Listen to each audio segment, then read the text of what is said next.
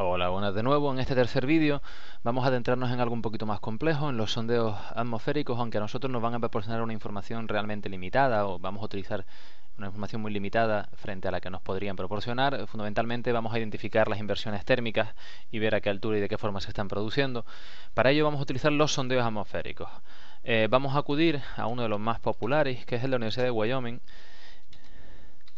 Y aunque, bueno, utilizaremos esto para buscarlo en Google de primeras, después, como siempre, los enlaces los tendremos vinculados en la barra de marcadores. Sondeo de Wyoming y el primero, vemos la web que es de Weather y la sigla de la Universidad de Wyoming. Bueno, pues en esta vamos a tratar de obtener datos de un sondeo para Canarias. Veremos que hay otros sondeos y otras webs diferentes, vamos a probar otro más tarde, pero la mayor parte de ellos lo que obtienen son datos de las mismas estaciones. En este caso, por defecto sale lógicamente la de Estados Unidos, nosotros tenemos que ir a buscar la nuestra, pero señores, no vamos a Europa, vamos a África por localización geográfica. Aquí aparece nuestra estación, la 60.018, que es la que está ubicada en Güímar, en Tenerife. Hemos elegido la región y vamos a elegir el tipo de gráfico que obtenemos. Para eso vamos a buscar, sea en GIF o en PDF, el que aparece indicado como SKU de temperaturas oblicuas. Vamos a coger este como GIF, año 2014, la fecha actual, desde y hasta vamos a poner la misma, la actual, y aquí aparece el número de estación que podríamos introducir manualmente, pero bueno, nosotros simplemente vamos a acercarnos aquí y a pinchar. Y obtenemos este precioso gráfico con configuración de Abaco. Se trata de gráficos complejos, con muchísima información, son productos que a mí me superan en muchos aspectos por la variedad y diversidad de informaciones que proporcionan. Vamos a ceñirnos un poco a lo fundamental. Por un lado, tenemos dos gráficas negras muy marcadas que representan la de la derecha la temperatura del aire y la de la izquierda la temperatura de rocío.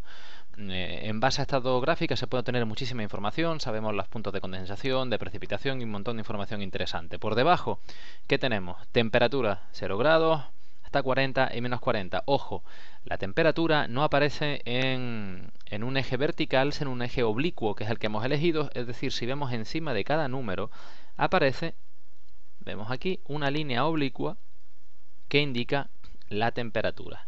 Es decir, para nosotros identificar la temperatura del aire en un punto de esta curva, no nos vamos en la vertical, sino que lo que hacemos es seguir la línea oblicua que vemos, todo un diagrama de paralelas aquí.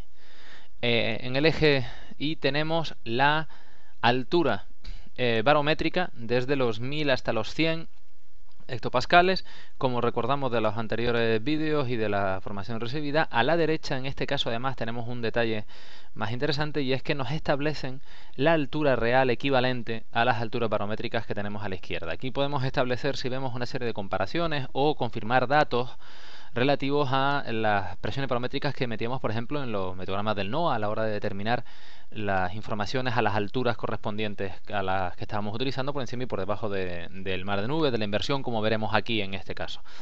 Estamos viendo aquí que, bueno, prácticamente tenemos a los 1000, a los 477 un poco por arriba, 900, 800, los 850 son los 1500 metros, es decir, vamos a tener informaciones particulares. Nosotros estábamos tomando, si se acuerdan siempre, normalmente 950, 850 para situarnos entre los 500 y los 1500 metros de altitud. Aparte de eso, esta gráfica que funciona como un abaco nos incluye, bueno, información del viento, como podemos observar aquí.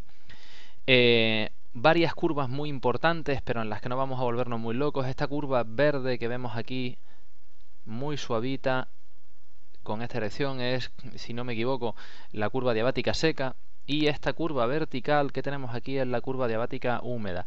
Estas dos curvas representan el grado en el cual disminuye la temperatura cuando el aire asciende.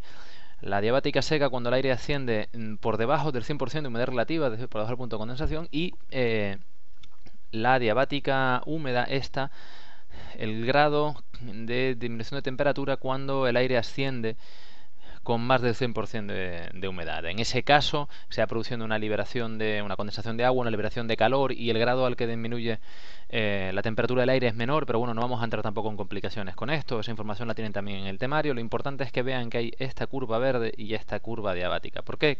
Porque podemos apreciar aquí en esta curva de la derecha que hayamos hablado, que es la de la temperatura del aire, y que observamos que va variando y que va disminuyendo según ascendemos en altura, como corresponde, bueno, prácticamente hasta los 12.000, 13.000 metros de altura, como corresponde al nabla, al gradiente adiabático que hace que el aire se enfríe en ascenso.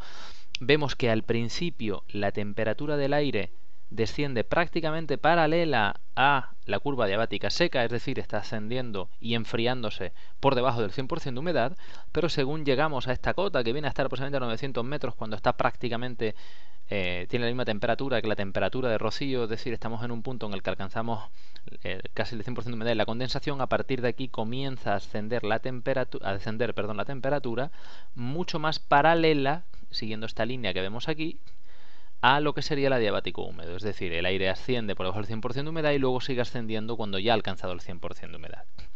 En cualquier otra curva, o en cualquier otro lugar, esta curva permanentemente tendría que estar descendiendo de temperatura según asciende hasta llegar a este nivel.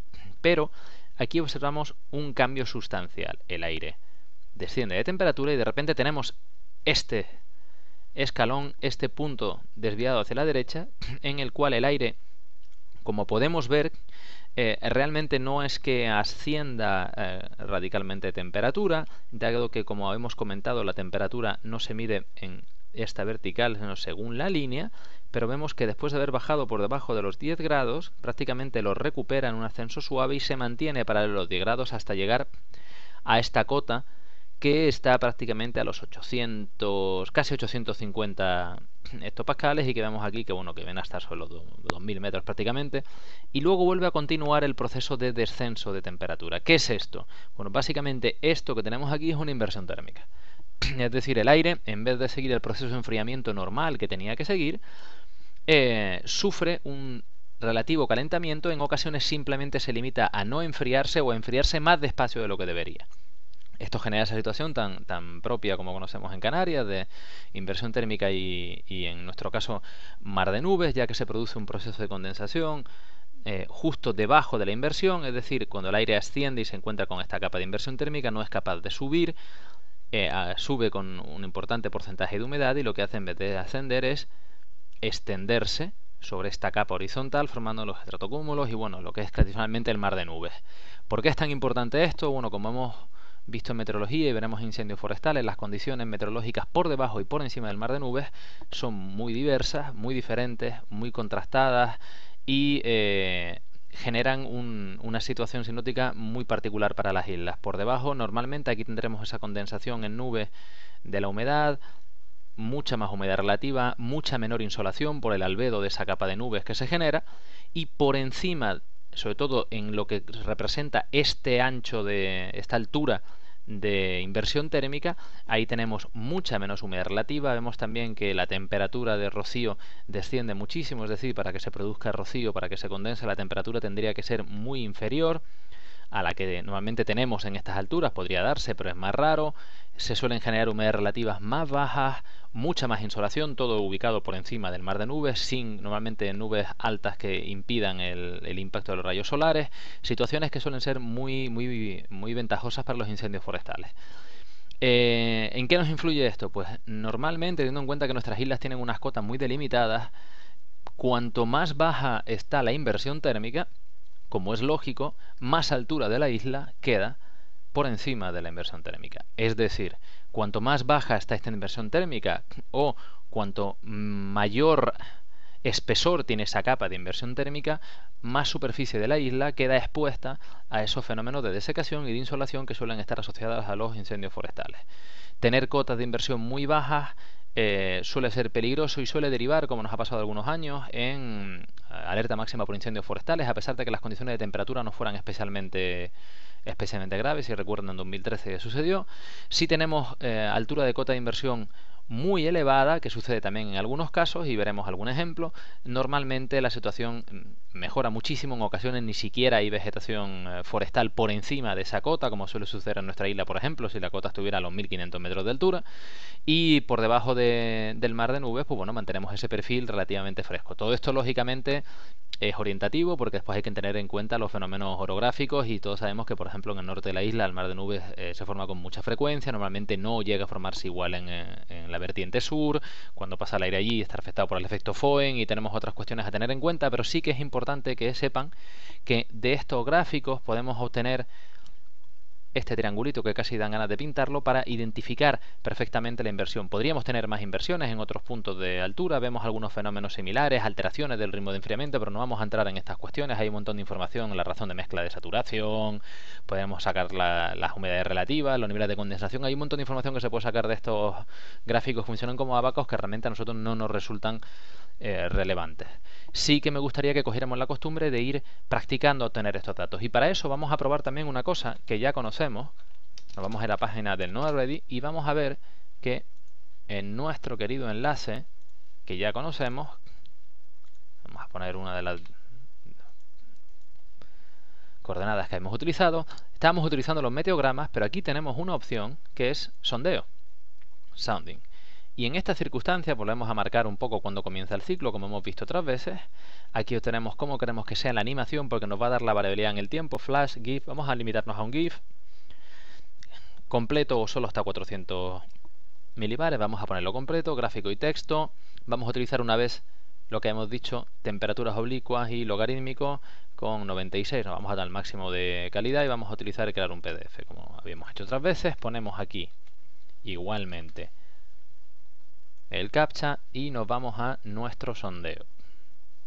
Este sondeo, como verán, al contrario que el anterior de Wimar, que son estaciones repetidas y permanentes, nos va a dar una estimación en la posición en la que le estamos dando las coordenadas. Lógicamente estos datos no son 100% reales, ya que lógicamente el NOAA no hace un sondeo en cada punto de la atmósfera, lo que hace es iterar y mediante modelos trata de calcularlo y de ajustarlo.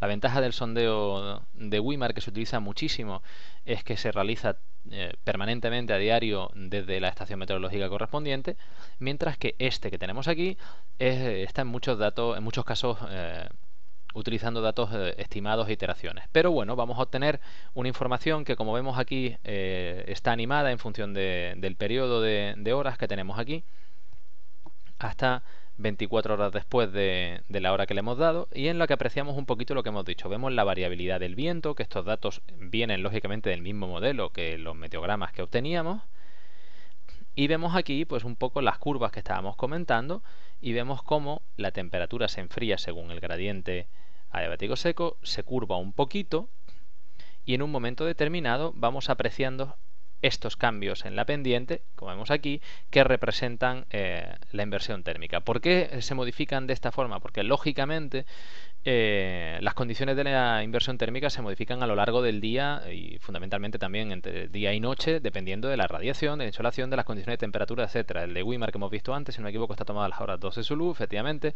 con las horas de máxima insolación. Bueno, realmente poquito antes, pero para ubicarlo de forma fija y poder comparar un día con otro, mientras que en este nos muestra un poco la variación que se produce en estas circunstancias. Este sondeo a nosotros tampoco nos proporciona tanta información, sino para permitir ver si situaciones muy particulares o muy marcadas van a moderarse o a suavizarse durante el tiempo, si se estima, pero bueno, sí nos permite ver cómo esta situación, esta imagen fija tan marcada y tan clara que tenemos aquí, se puede modificar a lo largo del día y funcionalmente cómo va a evolucionar, influida también por la variación de las condiciones de insolación y de viento, ¿vale? Bueno, con esto vamos a dejar por hoy también el tema de los sondeos meteorológicos. Vamos a coger este como GIF, año 2014, la fecha actual, desde y hasta vamos a poner la misma, la actual, y aquí aparece el número de estación que podríamos introducir manualmente, pero bueno, nosotros simplemente vamos a acercarnos aquí y a pinchar. Y obtenemos este precioso gráfico con configuración de Abaco. Se trata de gráficos complejos, con muchísima información, son productos que a mí me superan en muchos aspectos por la variedad y diversidad de informaciones que proporcionan. Hola, buenas de nuevo. En este tercer vídeo vamos a adentrarnos en algo un poquito más complejo, en los sondeos atmosféricos, aunque a nosotros nos van a proporcionar una información realmente limitada, o vamos a utilizar una información muy limitada frente a la que nos podrían proporcionar. Fundamentalmente vamos a identificar las inversiones térmicas y ver a qué altura y de qué forma se están produciendo. Para ello vamos a utilizar los sondeos atmosféricos. Vamos a acudir a uno de los más populares, que es el de la Universidad de Wyoming, que obtienen son datos de las mismas estaciones. En este caso, por defecto sale lógicamente la de Estados Unidos, nosotros tenemos que ir a buscar la nuestra, pero señores, no vamos a Europa, vamos a África. Por localización geográfica, aquí aparece nuestra estación, la 60.018, que es la que está ubicada en Wimar, en Tenerife. Hemos elegido la región y vamos a elegir el tipo de gráfico que obtenemos. Para eso vamos a buscar, sea en GIF o en PDF, el que aparece indicado como SKUte, de temperaturas oblicuas. Y aunque, bueno, utilizaremos esto para buscarlo en Google de primeras, después, como siempre, los enlaces los tendremos vinculados en la barra de marcadores. Sondeo de Wyoming y el primero, vemos la web que es de Weather y la sigla de la Universidad de Wyoming. Bueno, pues en esta vamos a tratar de obtener datos de un sondeo para Canarias. Veremos que hay otros sondeos y otras webs diferentes, vamos a probar otro más tarde, pero la mayor parte de ello lo que vamos a ceñirnos un poco a lo fundamental. Por un lado, tenemos dos gráficas negras muy marcadas que representan la de la derecha la temperatura del aire y la de la izquierda la temperatura de rocío. En base a estas dos gráficas se puede obtener muchísima información, sabemos los puntos de condensación, de precipitación y un montón de información interesante. Por debajo, ¿qué tenemos? Temperatura 0 grados hasta 40 y menos 40. Ojo, la temperatura no aparece